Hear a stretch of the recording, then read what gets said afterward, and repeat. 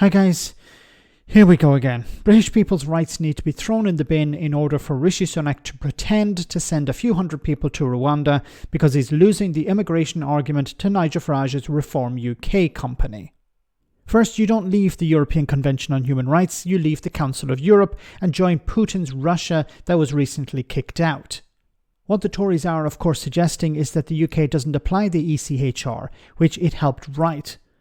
Here Rishi Sunak dangled that carrot in front of the electorate while on the Sun newspaper's online outlet. Do you countenance leaving the ECHR to get Rwanda going? Look, on this I've been very clear. I believe that our scheme, including the Rwanda part of it, all our plans to tackle illegal migration. Let me just answer the question, Harry. I believe that our plans are compliant with all our international obligations, including the ECHR. But I believe that border security and controlling illegal migration is more important than our membership of any foreign court. So you could countenance putting in the next Tory manifesto a pledge to leave the ECHR? Well, I said, I believe that our plans are compliant with all our international obligations, including the ECHR, but I do believe that border security and making sure that we can control illegal migration is more important than membership of a foreign court because it's fundamental to our sovereignty as a country. Oh my goodness.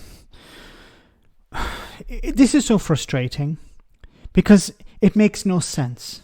How can you say in one breath, we're going to leave the European Convention on Human Rights, and at the same time, well, everything that we're doing is compliant with it?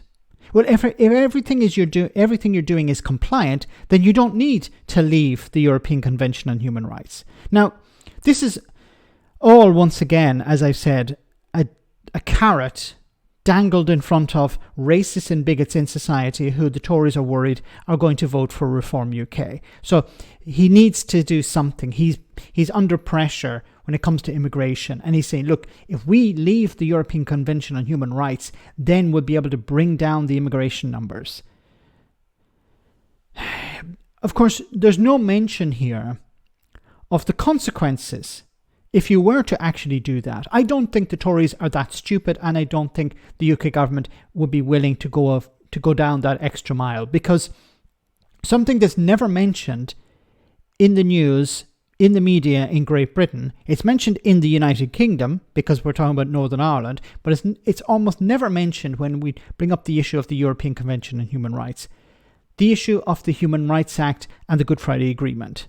And I've mentioned this before. If you're going to start tinkering with the Human Rights Act, which is fundamental, a cornerstone of the Good Friday Agreement, then you're going to run into a bit of trouble with the European Union, Ireland, and the United States. Now, are the Tories that desperate?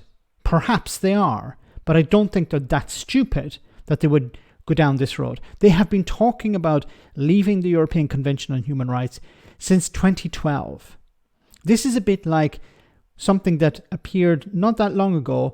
Maybe some people remember, some people don't. Article 16 of the Northern Ireland Protocol. Do you remember Article 16? Boris Johnson, Brexiteers, Liz Truss and other Brexiteers were saying what the UK government need to do is trigger Article 16 to end the Northern Ireland Protocol. The DUP were relying on the Tory government to trigger Article 16. And I had said at the time, Article 16 will not end the Northern Ireland Protocol. Article 16 is designed as a tool to get round a problem. In the end, did they trigger Article 16? No, they didn't, because it would create problems.